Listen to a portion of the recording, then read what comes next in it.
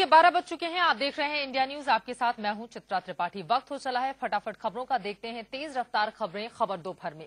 कानून मंत्री अश्विनी कुमार और रेल मंत्री पवन कुमार बंसल की कुर्सी जानी लगभग तय है। सोनिया गांधी दोनों मंत्रियों को लेकर अब सख्त रुख अख्तियार कर चुकी हैं।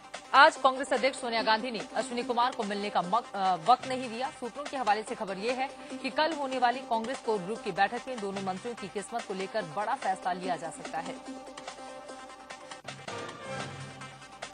कोलगेट मामले में सुप्रीम कोर्ट के सख्ती के बाद ऐसे संकेत मिलने लगे हैं कि कानून मंत्री अश्विनी कुमार की कुर्सी जा सकती है। ये कयास इसलिए लगाए जा रहे हैं क्योंकि अटॉर्नी जनरल जी वाहनवती और कानून मंत्री अश्विनी कुमार पीएम से मिलने पहुंचे थे। हालांकि कानून मंत्री का कहना है कि उनकी पीएम से मुलाकात नहीं हुई, लेकिन सूत्रों की माने तो प्रधानमंत्री मनमोहन सिंह ने अश्विनी कुमार पर कार्रवाई करने का मन बना लिया है और कानून मंत्री को बदला जा सकता है। हालांकि फैसला लेने से पहले प्रधानमंत्री तथ्यों पर गौर कर रहे हैं। आज मेरी प्रधानमंत्री जी से मुलाकात नहीं हुई। आज मेरी प्रधानमंत्री जी से मुलाकात नहीं हुई। आज मेरी प्रधानमंत्री जी से मुलाकात नहीं हुई। रेल घूसकांड में रेल मंत्री पवन बंसल बुरे फंसते नजर आ रहे हैं। ऐसी खबर है कि विजय सिंगला काफी दिनों से अपने मामा पवन बंसल के रसूख का इस्तेमाल कर रहा था। दूसरे आरोपियों से बातचीत के दौरान सिंगला ने भरोसा दिया था कि नियुक्ति और तबादले को लेकर मामू काम करा देंगे। इसका खुलासा आरोपियों के फोन कॉल्स रिकॉर्ड से हुआ है। सूत्रों के मुताबिक आरोपी विजय सिंगला, महेश कुमार और संदीप गोयल की कई बार बातचीत हुई थी। सीबीआई के पास आरोपियों की बातचीत के 1000 फोन कॉल्स उपलब्ध हैं। खबर ये भी है कि सीबीआई के पास विजय सिंगला और पवन बंसल की बातचीत के रिकॉर्ड भी हैं। इसे देखते हुए सीबीआई अगले हफ्ते रेल मंत्री से पूछताछ कर सकती है।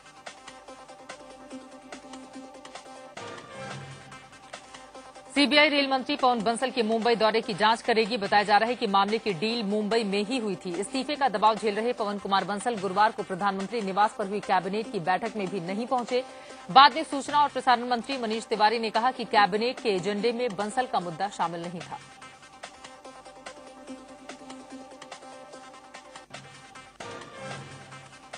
कानून मंत्री और रेल मंत्री की कुर्सी पर लटकती तलवार के बीच केंद्रीय मंत्री मनीष तिवारी ने कहा है कि इन मामलों में किसी नतीजे पर पहुंचने से पहले थोड़ा इंतजार करना चाहिए।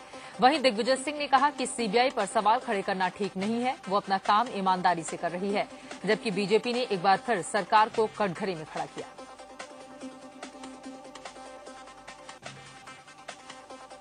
तो चाहिए था कि जो दो मंत्रियों जिनके खिलाफ सारा विपक्ष मांग कर रहा है कि उनको हटाना चाहिए मंत्रिमंडल से, उनको हटाने के बजाय उन्होंने लोकसभा के संसद के सत्र पर ही ताला लगा दिया। दोनों मंत्रियों का सवाल है, समानांतर प्रक्रियाएं चल रही हैं। माननीय रेल मंत्री जी ने जो जांच हो रही है उसका स्वागत किया है। उस जांच को किसी निष्कर्ष तक पहुंचने देना चाहिए।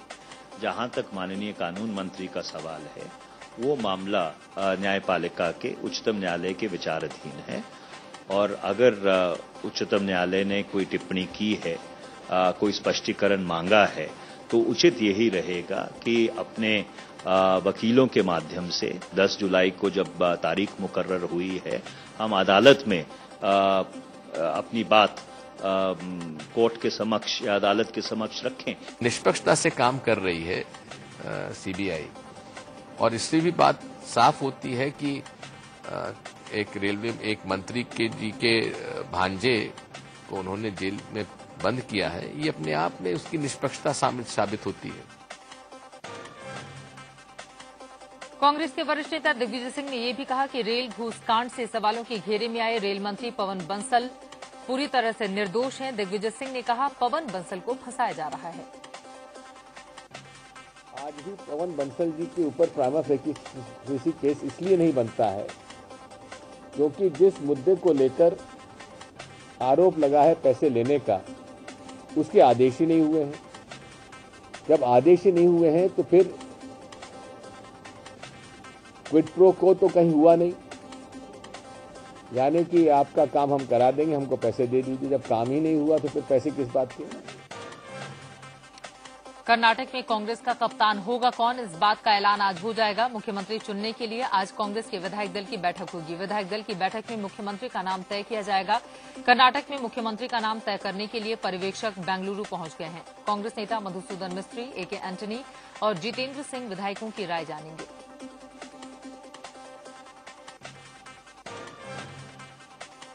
कर्नाटक में शानदार जीत से कांग्रेस गदगद जरूर है, लेकिन अब पार्टी में सीएम पद पर किचकिच जारी है। सीएम की रेस में 3 दावेदार उसके सामने हैं। इनमें डीके शिवकुमार, मल्लिकार्जुन खड़गे और सिद्धारमैया के नाम शामिल हैं।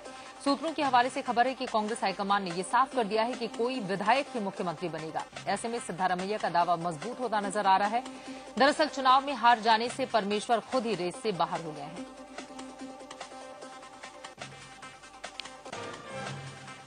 जहां कांग्रेस सीएम के पद पर फैसला लेगी, वहीं बीजेपी मंथन में जुट गई है। कर्नाटक में मिली हार से आहत पार्टी के अध्यक्ष राजनाथ सिंह ने अपनी चुप्पी तोड़ी है। राजनाथ ने अपनी कमियों को दूर कर फिर से वापसी करने का भरोसा जताया। राजनाथ सिंह ने कहा कि वो जनता के फैसले का सम्मान करते हैं। कर्नाटक में जो भी चुनाव परिणाम आए हैं उसको लेकर हम सबको वहां की जनता से कोई गिला शिकवा नहीं है। वहां भारतीय जनता पार्टी की पराजय हुई है। इस पराजय को हम विनम्रतापूर्वक स्वीकार करते हैं, लेकिन हम कहना चाहते हैं कि भारतीय जनता पार्टी की स्पष्ट नीति है कि चाहे जो भी हो, हम भ्रष्टाचार से किसी भी सूरत में समझौता नहीं करेंगे, भले ही उसके लिए हमें सत्ता भी क्यों न गंवानी पड़े। कोलगेट मामले में सुप्रीम कोर्ट की सीबीआई पर सख्त टिप्पणी के बाद सीबीआई डायरेक्टर रंजीत सिन्हा का बयान आया है। सीबीआई डायरेक्टर रंजीत सिन्हा ने कहा है कि सुप्रीम कोर्ट ने जो कहा ठीक कहा। कोयला घोटाले पर फटकार लगाते हुए सुप्रीम कोर्ट ने सीबीआई को सरकार का तोता बताया था। It said that CBI is a caged parrot speaking in the master's voice. Do you accept this, sir? Whatever Supreme Court says is correct. BJP नेता किरीट सोमैया ने कोलगेट और रेल घूसकांड पर सीबीआई को कुछ और दस्तावेज सौंपे हैं। सीबीआई डायरेक्टर रंजीत सिन्हा को कागजात सौंपने के बाद उन्होंने दावा किया है कि दस्तावेज जांच में काफी ज्यादा मददगार साबित होंगे।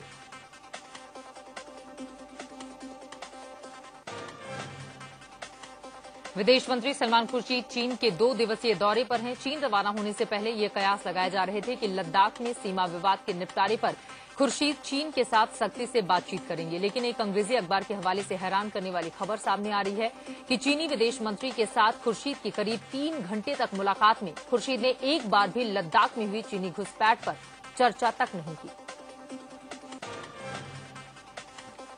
संजय दत्त की पुनर्विचार याचिका पर आज सुप्रीम कोर्ट में सुनवाई होगी। फिलहाल संजय दत्त को जमानत मिली हुई है। सुप्रीम कोर्ट ने सजा सुनाने के बाद संजू बाबा को सरेंडर करने के लिए 4 हफ्तों का समय दिया था, लेकिन संजय दत्त सुप्रीम कोर्ट करने के लिए समय मांगा था, जिसके बाद संजय दत्त को सरेंडर करने के लिए सुप्रीम कोर्ट ने 1 महीने की राहत दे दी थी। संजय दत्त कई शिफ्ट में काम करके अपनी बची हुई फिल्मों की शूटिंग पूरी कर रहे हैं। संजय दत्त को आर्म्स एक्ट केस में 5 साल की सजा सुनाई गई है।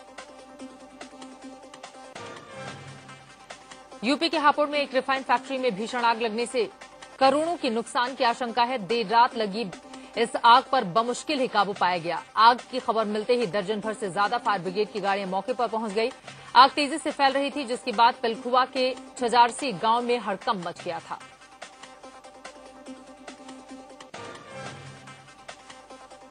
दिल्ली के गाजीपुर की भैंस मंडी में बीती रात भयंकर आग लग गई। आग की चपेट में 30 से 40 झुग्गी सहित कई जानवर जल गए। हादसे में किसी के हताहत होने की खबर नहीं है। दमकल की 5 गाड़ियों ने घंटों की मशक्कत के बाद आग पर काबू पाया।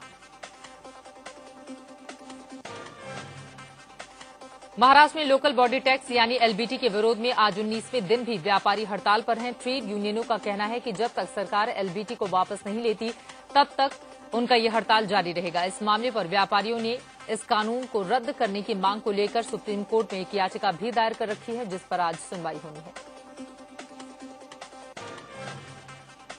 मरीजों के लिए आज मुश्किल भरा दिन है। देश की करीब 7.5 लाख दवा दुकानें आज बंद हैं। दवा दुकानदार एक दिन की हड़ताल पर हैं। दवा दुकानदारों के इस कदम से मरीजों को तकलीफ का सामना करना पड़ रहा है। All India organisation of chemist and druggist और केमिस्ट एंड ड्रगिस्ट फेडरेशन जैसे संगठनों ने सरकार की दवा नीति का विरोध करने के लिए दवा दुकानें बंद करने का ऐलान किया है।